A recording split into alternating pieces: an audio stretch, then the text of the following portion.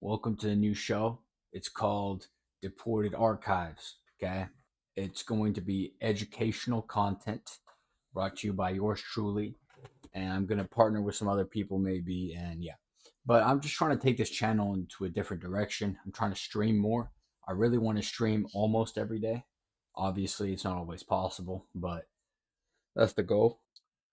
Deported Archives is going to be like just informational content, educational content, mostly reacting to videos on YouTube, and because I'm not an expert in any of these fields either, but I'm trying to learn. But I also really want to have like experts on different topics on when we're covering different things.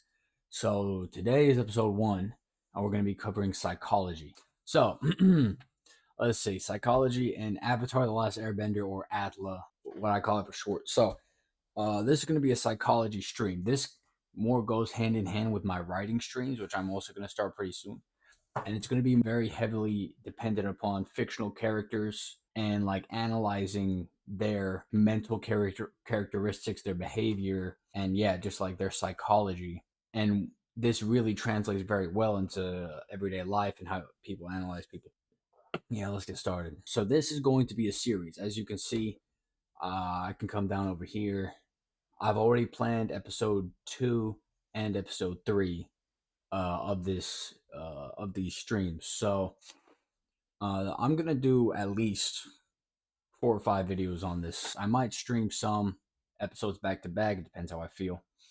Let's get into it. Yeah, intro to the psychology in Avatar: The Last Airbender. Avatar: The Last Airbender, or ATLA, is arguably the best show to ever be created for several reasons.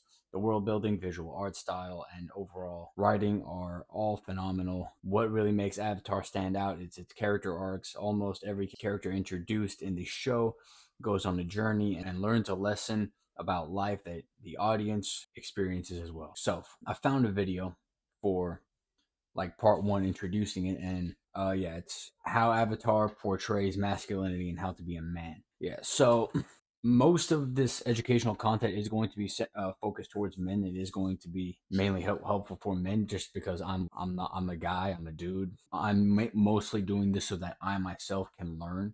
I just want to basically kill 2 birds with 1 stone: learn and teach. This will be linked to the video that every video that I watch will be linked to the video. There will be a link in the description of the video so if you just want to go watch their video, you can. Yeah. There's no show that depicts growing up quite like Avatar: The Last Airbender. I rewatched this show for the first time since I was a kid, and I started to pick up on an underlying tone that resonates a lot more with me now as an adult. This being how the show defines what it is to be a man. Well, hello! Oops, sorry, not that clip. Talk to us. Come on, answer the question. Come on, answer Hey, it. this scene. All right, hold on. Yeah, I've watched Avatar: The Last Airbender almost 4 times now. Oh, no. Hold on. The first time I watched it, and then I've watched it at least 3 more times after. So I've watched the show 4 times from beginning to end. And this scene at the beach between Zuko and Azula, and I'm gonna make an episode for both Zuko and Azula, and May and Ty Lee, and they're all talking, and Zuko comes to the realization that, oh, I'm angry at myself, right? And it's obviously it's really like emotional and intense because of the thing that he does with the fire, and it's just a great scene. It's one of the better episodes in the show, even though most of the episode is just ridiculousness at the beach. But it's fantastic when it comes to examining the characters of Zuko and Azula. Fantastic scene. I didn't know that this was the one that he was going to talk about, because most of the masculinity, I imagine, was going to be coming from Iroh, who's not even in this episode. But obviously Zuko has learned things from Iroh, and he's wrestling with the fact that he betrayed him in this scene. So yeah, let's keep going. In the early 2000s, Nickelodeon had a problem. It was filled with one-dimensional characters designed to stay the same forever, never really growing or changing. But Avatar was not like other shows. You Facts. see, Avatar understood two fundamental truths better than almost any other show in the history of the medium. One, a show can't go on forever. And two, Yeah, characters have to change. I've talked about this. I talked about this a lot when rewatching the show just the past few weeks. So, Avatar has only 3 seasons, right? And what most shows would have done after having that much success in 3 seasons is they would have just kept making it. Like they and my brother and I were talking about this. They could have easily made another few arcs. Like if we considered the first 3 seasons like the first arc, they could have made 2 or 3 more arcs at least. Like Avatar could be as long as One Piece, right? Hot take, it's way better. But it's really interesting. Avatar is really interesting because it operates like an anime in the ways that characters change and it's about growth and it has really deep lessons. And the art style, obviously it is anime. I'd say Avatar is an anime, right? Because I think what makes an anime is the art style, but less so about where it's made or whatever. It's really weird because it's not like most other animes where they make one season and see if it works and then you don't get anything else, or obviously you have the really long ones like Naruto and One Piece. Yeah, let's keep going. Oh, sorry, hold on. There we go. Perhaps the biggest theme of change is how this show frames masculinity. But we're getting ahead of ourselves. We'll talk about that soon.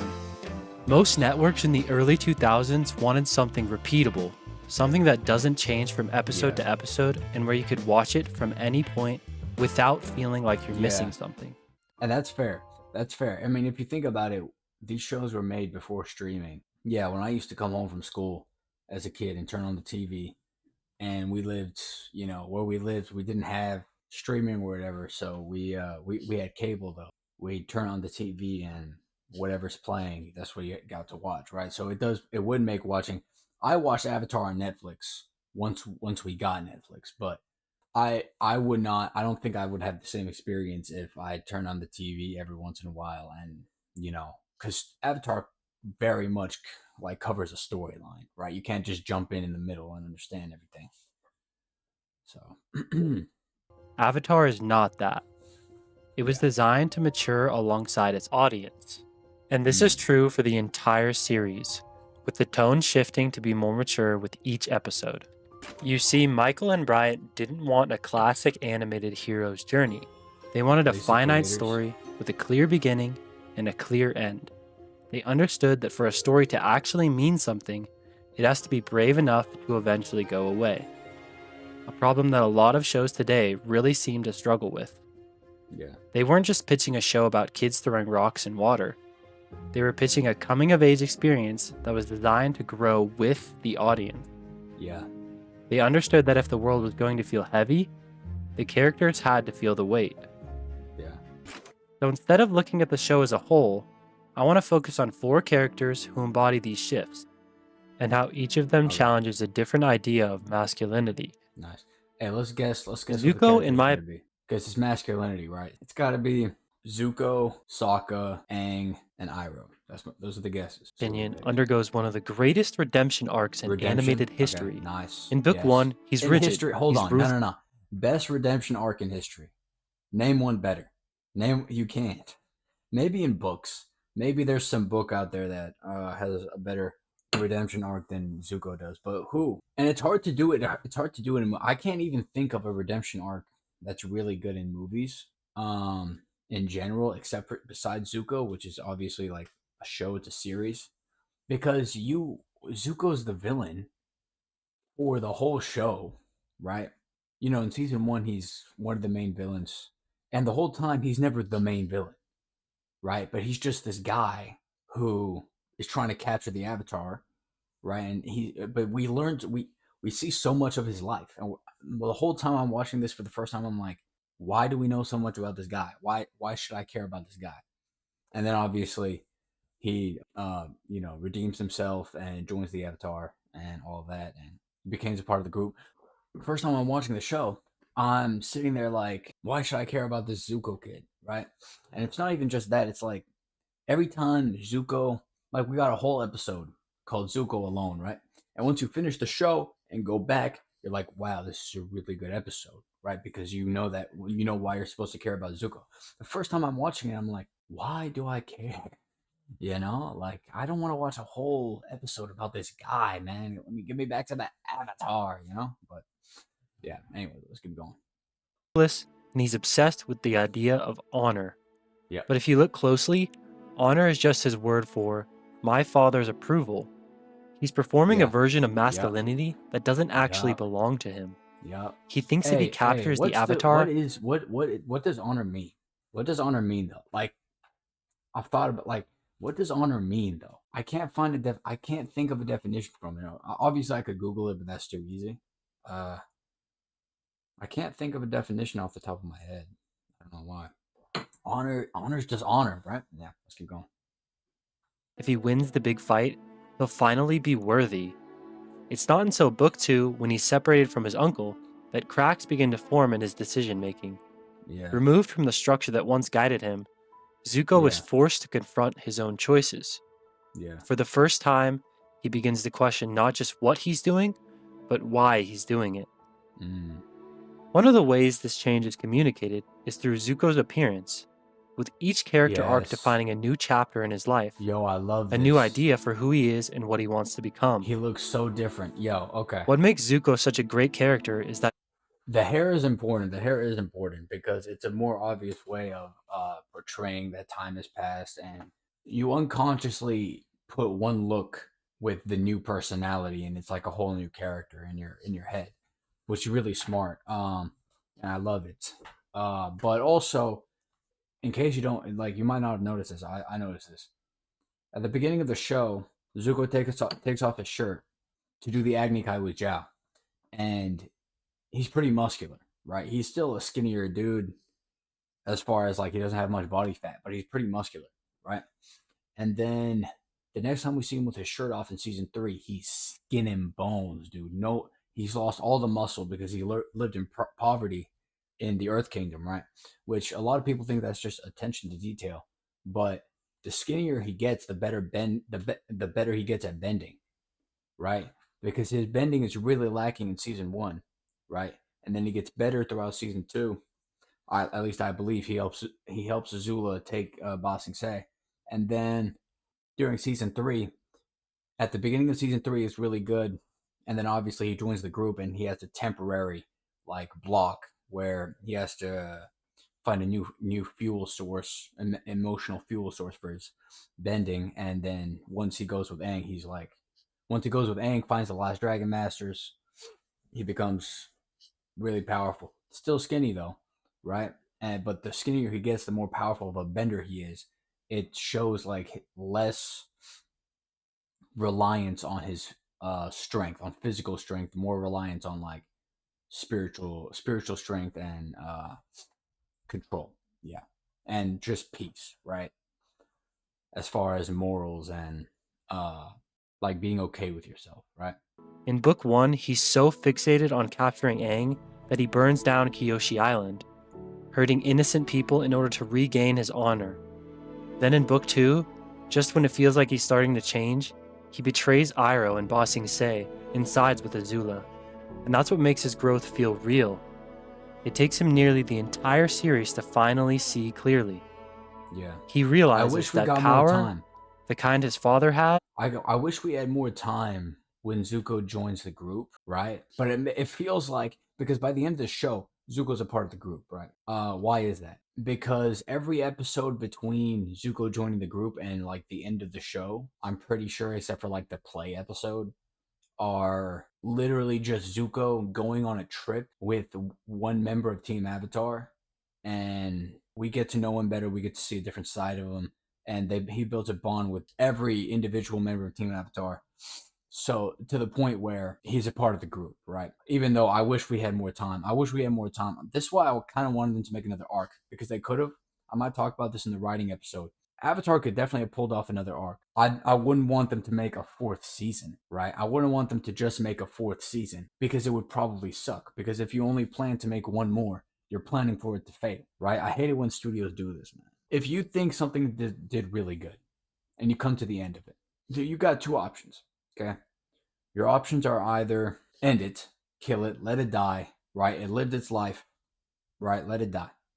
It had a great run, right? And a lot of people that's never the wrong decision. That's never a bad idea. The other thing that you could do that usually isn't a bad idea, you can still mess it up, but it's harder to mess up, right? Is you go, okay, we want more of this. Let's plan another 3 seasons. Basically, how can we double what we just did with all the same characters, the same world, the same everything, right? They totally could have done that. They 100% could have done that in Avatar, right? But people wanted another season where it was just about finding Zuko's mom or whatever.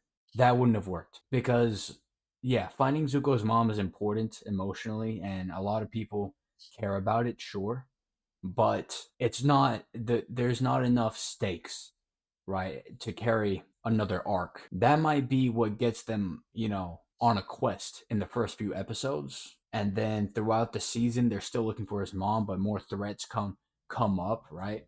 And they deal with other villains. They could have done that. They could have incorporated Zuko's mom. It couldn't have been the only focus of the season 4. It would have been trash. It would have been terrible.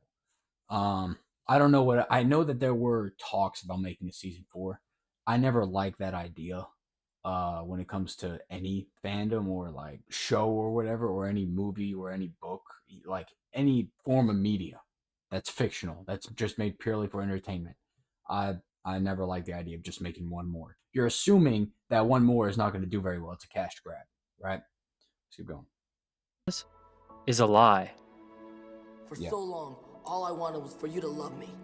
I thought it was my honor that I wanted, but really, I was just trying to please you. You, my father. Perhaps the biggest force behind Zuko's redemption arc is his uncle, Iroh. Yeah. Iroh represents an entirely different model of masculinity, one rooted in patience, compassion, Patience. and self-reflection rather than control Zuko and Iroh are the dominance. ones we got. Iroh is the ideal representation of masculinity in the show, calm, restrained, and kind to all of those around him. Yeah. But here's the thing, Iroh's kindness isn't because he's a nice old man. It's because he's a survivor. He's a man who has already seen what having true power gets you, and he lost everything he had to get there. He lost his son. Iroh represents a model of masculinity rooted in restraint. He loves tea, music, and flowers, things that most warrior shows would code as weak. But Avatar shows us that Iroh is the most dangerous man alive because he has conquered his own ego. He doesn't want Zuko to be a powerful prince. He wants Zuko to be a whole person. He proves that the ultimate masculine trait isn't the ability. Yo. On a real note, though, this is what Iroh proves. On a real note, though, and this is real. I'm going to be on a tangent for a minute. The most important thing in life, right, is not the exterior. It's the interior. You understand? And it's not just the content of your character, although that's important. And that's what most people mean when they say stuff like, it's not about what you have on the outside, it's what we have on the inside. Okay? Your priorities, your true priorities, are what determine your life. Iroh prioritizes drinking tea and morals and playing a game of Pai Sho and making sure that his nephew redeems the Fire Nation. He prioritizes all of that above becoming the Fire Lord, having power himself, right? Above all of that. He probably comes to that realization when he loses his son Lieutenant in Ba Sing Se, right? The exterior is never going to be as important to you as the interior. Most people just don't realize that. And we see this in the world today in so many ways. When people care, when people want to show power, right? Through, and it might not be, Fire Nation level power. It might not be being the ruler of a nation and taking over the world. And that might not be what it is. Okay? It might be making more money. And it might be, hitting the gym and getting as shredded as possible. These are all good things. I'm not saying that any of these things are bad or should be frowned upon, obviously. But the interior is always going to be more important than the exterior. So you got to decide what trade-offs you want to make. You can't have everything, right? All right, let's keep going. Hold on. To conquer a city, but the courage to forgive yourself. Sokka is perhaps my favorite example of masculinity because he represents the average man. Sokka starts off as probably the most annoying and insufferable character in the show. He is sexist, that's true. full of himself. Okay. That doesn't really bother me because everyone's got character flaws in this, and I think that whole episode where Sokka's being like sexist on Kyoshi Island is actually kind of entertaining and kind of like, I'm not saying I agree with him obviously, but it's realistic. It's based on Asian cultures, right? And they live in like a time that more resembles the past when we look at our own timeline, right? They don't have cars or whatever. So it makes sense that a dude would be sexist, and it's more realistic. But also, I didn't find Sokka very annoying. I just thought he made the show feel more realistic, I guess. And has almost no skills to back any of his bravado. Yeah, that Having annoys been me. the oldest man I wish left behind okay. after... This is what annoys me about Sokka. Okay, hold on. They did Sokka dirty when it comes to the film. They should have introduced the Sword Master, Pian Dao. They should have introduced him much earlier, right? And I wish Sokka wasn't as helpless as he is in the show. That really annoys me, But also at the same time, everyday man, right? I just feel bad for him the whole show. I just feel bad for him because like he's not. I don't want to say he's not good at anything. And people say, especially in the show, they try to overemphasize how smart Sokka is and that he's like a genius. And he's smart. He invents things, and he has great battle strategy, and he has great sense of reasoning. He has great logic throughout the entire show. There's also this where he has no physical skill, and this is all anime, by the way. This is all anime. Everything in anime is super physical skill oriented when it comes to like magic and powers and abilities and martial arts and all of that. It's in every anime. It's not just Avatar. It's every anime, right? Every character can do something. It's something different. It's fun to watch, right? In Avatar, Sokka legit, except for his brain. He's got nothing. Even at the end of the show when he becomes a swordsman, Zuko is still better than him, right? And that annoys me because I'm the guy who looks at everyone and goes, everyone should have their own thing that they're good at, right? And Sokka, he's got nothing else. He should be the best swordsman. But Zuko has 2 swords and he'd be spinning around and everything, doing backflips, matching it with his firebending. Zuko's a better swordsman than Sokka. And we got to live with that. And Sokka has to live with that, right? Unless he wants to devote several years to his life to becoming better, which he could, but obviously we didn't get to see that by the end of the show. All right, let's keep going. Takes on the role of the protector. Nice. He leans into this idea that being a man means being the strongest person in the room. And then he meets the Kyoshi warriors. They don't just beat him, they expose the flaw in his logic. They show him that this idea of strength is actually his biggest weakness. And instead of doubling down, Sokka adapts. He bows. He asks for help. In a show filled with people who can move mountains and conjure lightning. Yeah, so when Sokka gets humiliated and then he asks the Kyoshi warriors to teach him. I've seen the show a few times now. Every time I watch that episode, I'm like, it's a bit unrealistic. I feel like people would be more stubborn. Not just Sokka.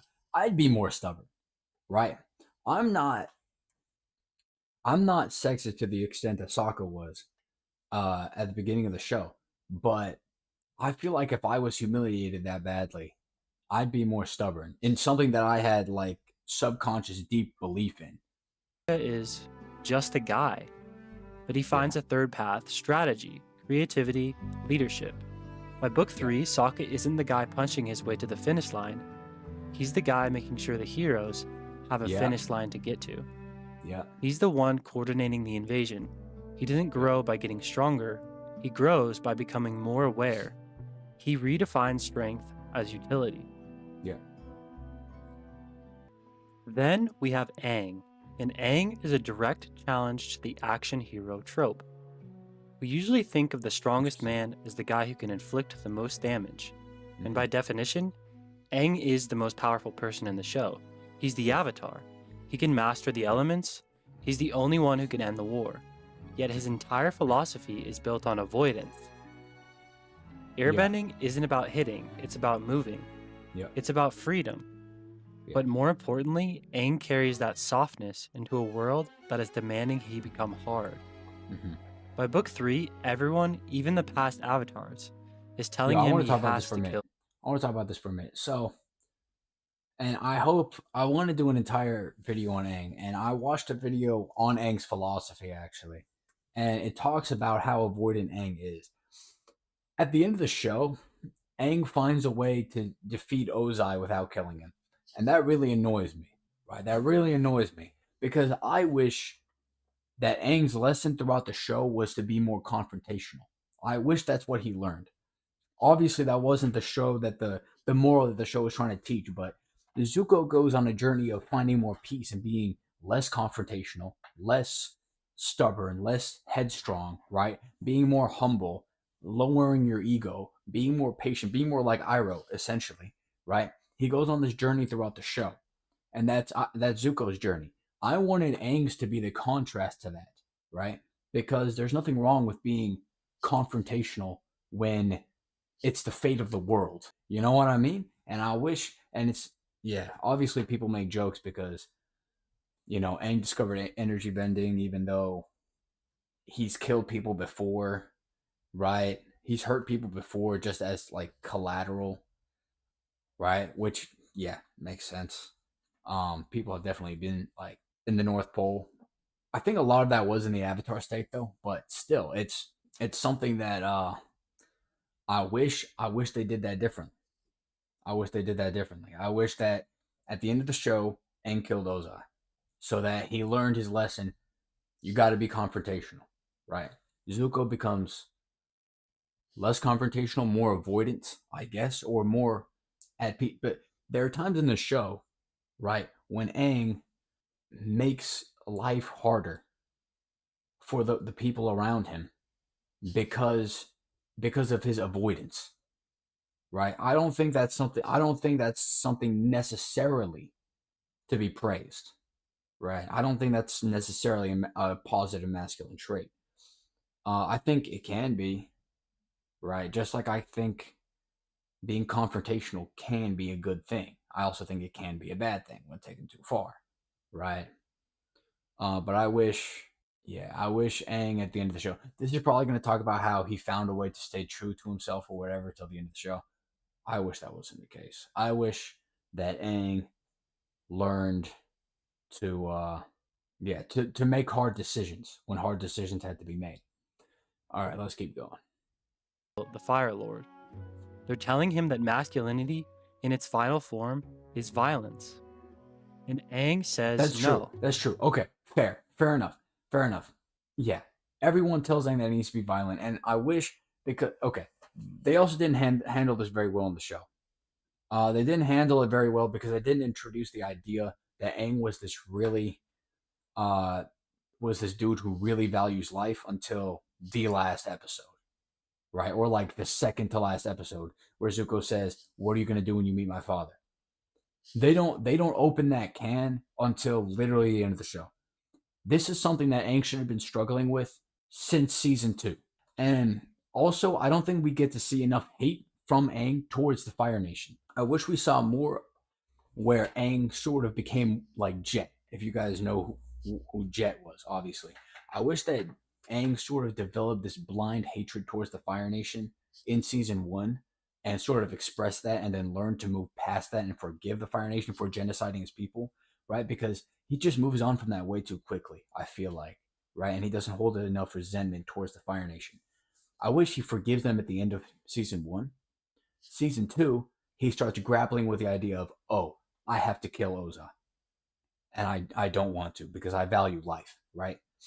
Obviously, we know he's a vegetarian, and we know different things. We know about the monks. We know that the airbending is avoidance and all of that. But it's just all thrown in your face way too late. But if we were talking about this in season 2, energy bending, it at least makes a better. It makes more sense from a storyline perspective. I still wish he would have just bit the bullet and killed Ozai, but obviously that's not what the writers and the creators of the show decided to go with. So that's clearly not the message they were trying to communicate. Which, in that case, it's still my favorite show of all time. Thank you for making it. All right, let's keep going. Not because he's afraid, but because he has moral restraint. He searches for a third option. Yeah. He chooses energy bending, a power that doesn't kill his enemy, We could have had, but removes his enemy's ability to do time out. Okay, remember the episode where Aang and Zuko go to find the dragons, or the original firebending masters, and then it turns out that they're dragons, right? And Aang is like, at the beginning of the episode, Zuko can't firebend, and so that's why they have to find the original firebending masters, right? And it all seems a bit random, like why can't Zuko firebend? And they do tie it in pretty well, right? But I can tell from an outsider that they need an excuse for Aang and Zuko to go and bond and like develop Zuko's character inside of the group, right? So that it feels like Zuko is a part of the group, right? And I can kind of see, like I can see through that, right? And that Zuko not being able to firebend is kind of a cop out, even though it does tie in pretty. They made it tie in pretty well. Props to them. But imagine, I think this would have been better. Imagine if Zuko, right, and Aang go looking for another way after Aang's been struggling with the idea that he has to kill Ozai for a few seasons, and so they go looking for another way to solve the issue for an episode, and then they discover energy bending. I think that would have been really cool. I think we could have had really cool conversations between the two of them while they're looking for it, right? And yeah, obviously the lion turtles and everything tie into the lore, so they unless they went on a lion turtle, they'd have to change the entire fundamentals of the show. But I'm talking about like if the writers had decided to do this then, right, in season 3 when Zuko joins the group. If they decided to do this then, we still don't know about the origins of because here's the thing about the lion turtles. It's way too random. Oh, sorry. The lion turtle makes no sense until Korra. Until we learn about the first Avatar in Korra season 2. Until then, the lion turtle makes no sense whatsoever. It's just out of the blue. And I don't like that.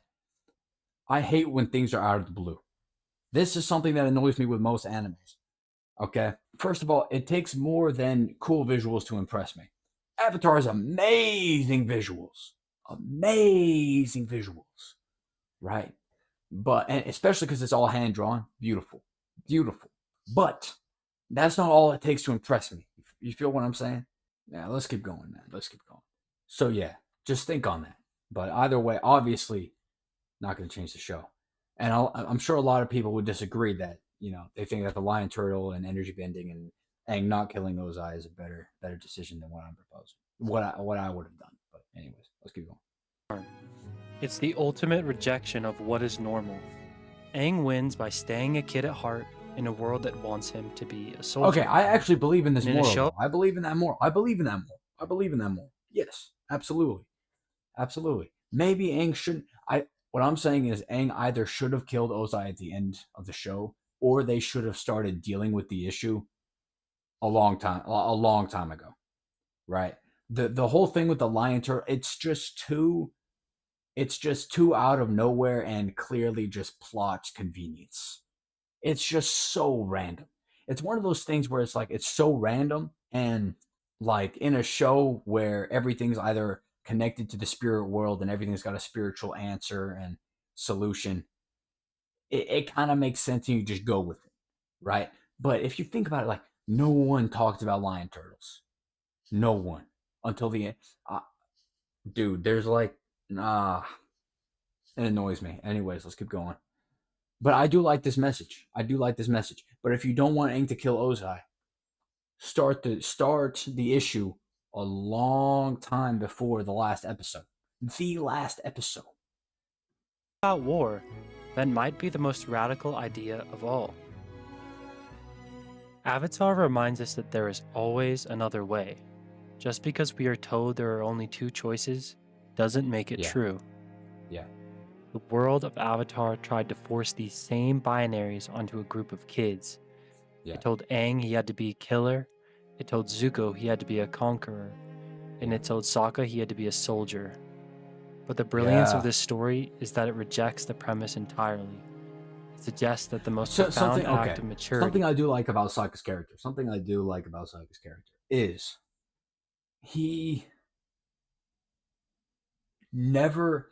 That's true. Maybe the beauty of Sokka's character, like I know I said, and I'm going to contradict myself a lot because I just change my opinion a lot when I contemplate. But yeah, if Sokka like went on a warrior arc and became a warrior in the show, what message are they communicating, right?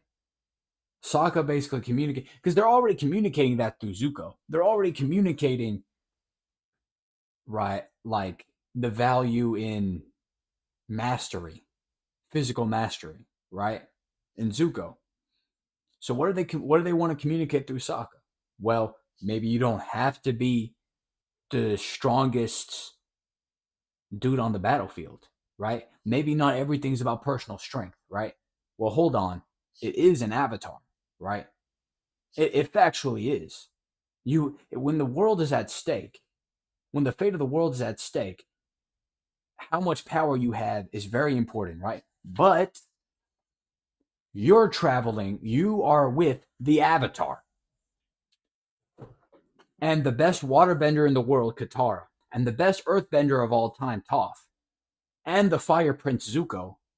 And your girlfriend is a warrior, Suki, right? You have all these people. You don't need to be the strongest guy. And that's probably what Sokka learned. That's probably the message communicated through Sokka. Everyone has to play their part. And that's not Sokka's part. Sokka could have trained with Piandao, and yeah, it would have been cool to see, absolutely. So I'm actually going to retract my statement from earlier. I like Piandao.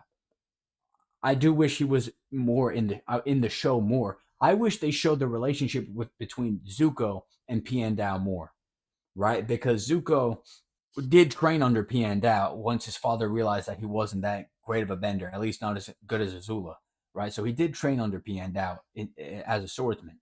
So I wish that they showed more of that, and I wish that they at least acknowledged that they knew each other. At the end, Zuko didn't bow to Piandao with Sokka, but obviously, yeah, it's just when the White Lotus, right? When they're taking back Ba Sing Se, right? But back to my point earlier, yeah, that's not his role. He doesn't have to do that, right? We had you need a warrior. You have you're with the Avatar. yeah, that's a great point. That's a great point. I don't know if that's what he's saying, but that's a great point. Let's keep going. Isn't hardening yourself to fit a brutal world. It's having the imagination to find a path that is right for you. This is the ultimate freedom the show offers us. The realization that your identity isn't something written for you by your past. It's a choice you make every single day. Because when you stop believing there's another way, you've already lost. And when that weight feels like it's becoming too much to carry, when you can't see the other way and the darkness feels infinite, we have to remember what an old man who lost everything and still found a reason to smile said. And there is no hope at all. No, Zuko. You must never give in to despair. Allow yourself to slip down that road and you surrender to your lowest instincts. In the darkest times, hope is something you give yourself. That is the meaning of inner strength. Yeah. And that's why Iroh is perfectly content serving tea in Ba Sing Se. Interior, the internal, interior is way more important than the external. Let's keep going. And this is Macer May. If you made it to the end of this video, please consider subscribing. I'm really trying to get to 1,000 subscribers by the end of the year, and it would really help me out. W channel. If you enjoyed this one, press that like button down below. And if you haven't done so yet, thank you for subscribing and clicking that bell. Very well made. Very well made. Just actually make sure you're notified when something comes to the channel. And this has been...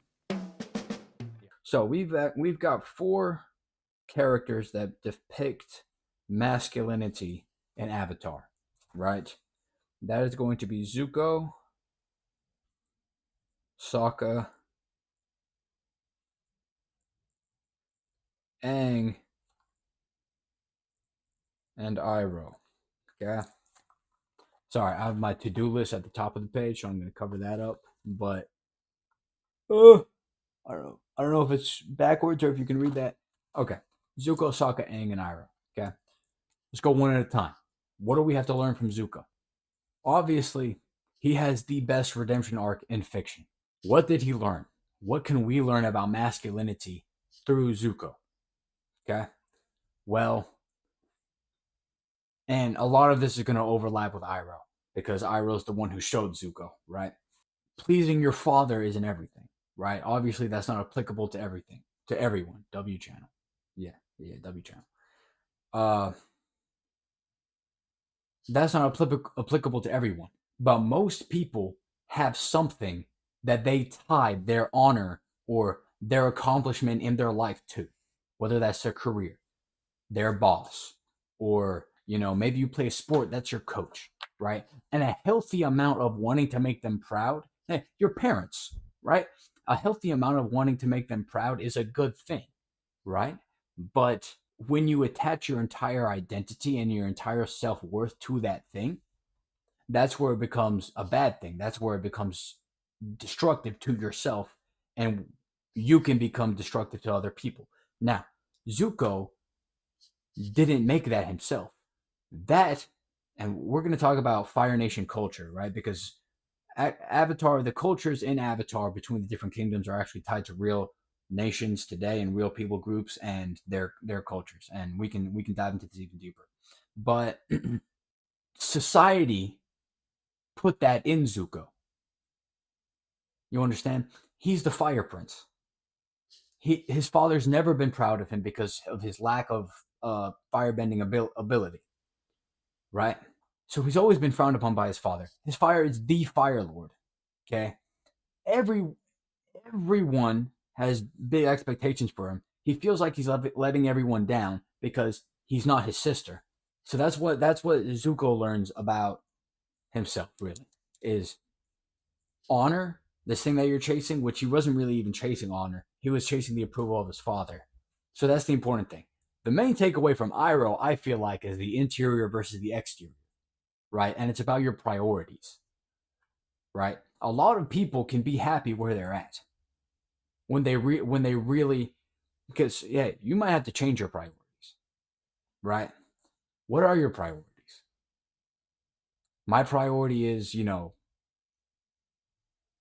hot girlfriend, big muscles, lots of money. None of those things are necessarily bad, but none of those things are going to bring you peace or satisfaction or the sense of I've done enough, right? There's always going to be more money to make. There's always going to be someone bigger than you, right? So Iroh reaches a level of maturity where he enjoys a glass of tea, a cup of tea, more than ruling the Fire Nation. And he's perfectly content. He gets the opportunity to fight Ozai at the end of the show, and he chooses not to. Why? He doesn't care. He doesn't want to rule the Fire Nation. And I think that's important with Sokka too, but let's move on to Sokka next, I guess. That's important with Sokka too, but what the real lesson to be learned with Sokka is play your part. That episode where Sokka learns a bit of sword fighting from Piandao, he really dives into the episode really dives into the fact that Sokka is insecure, that he's not a bender, and that he's not a great fighter. He's insecure about that. He was the only his dad left to go fight in the war when he was what, 8 or 9? So yeah, he never got to learn how to fight. He was the only dude in his village. Right? So he never got to learn how to fight.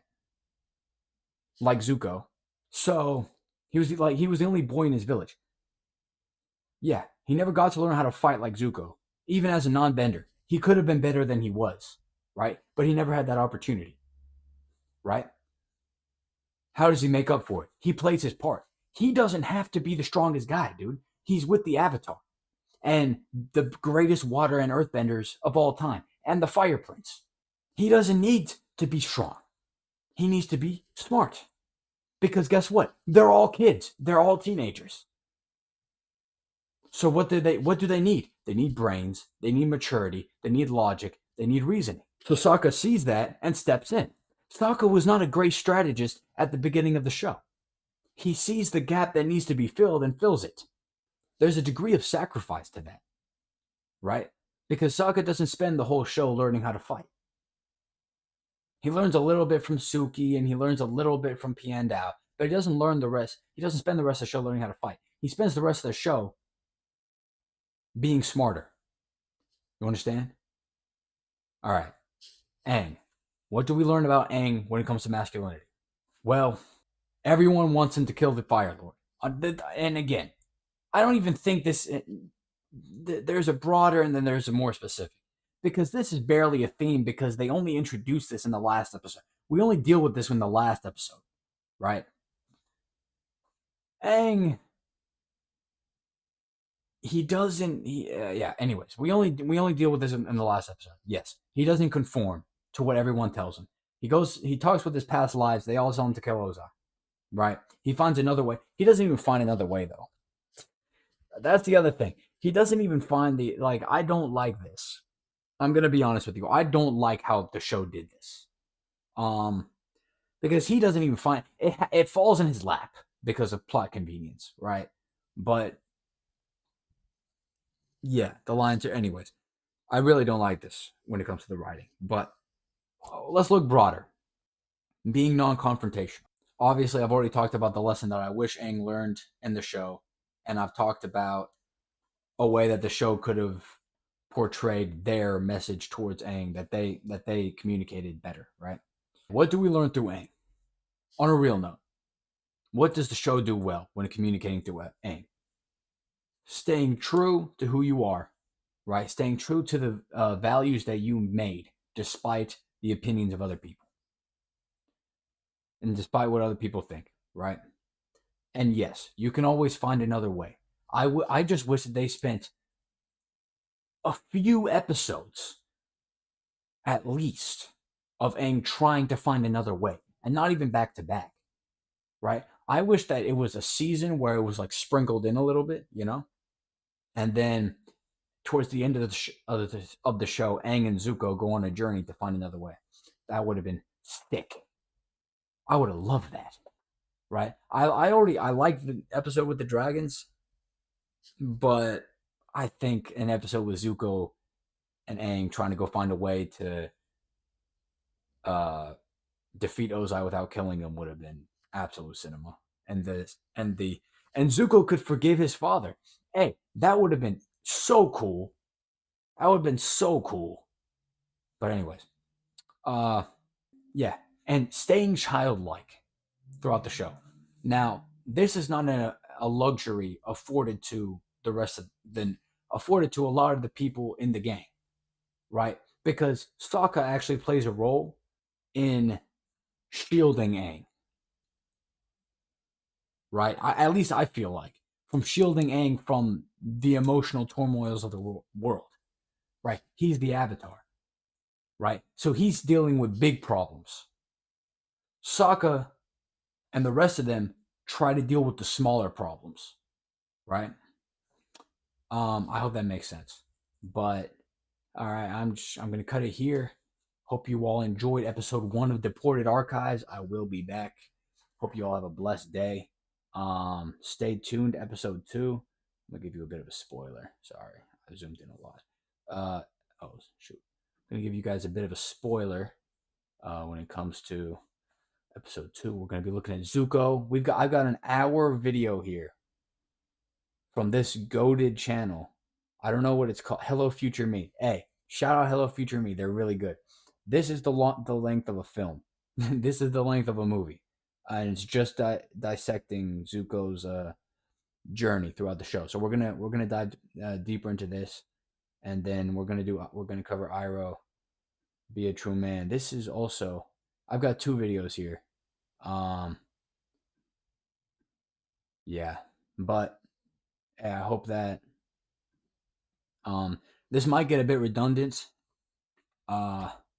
I've covered most of the broad stuff already in this episode. This might get a bit redundant as we cover each character, but yeah. God bless all of you. Hope you have a blessed day.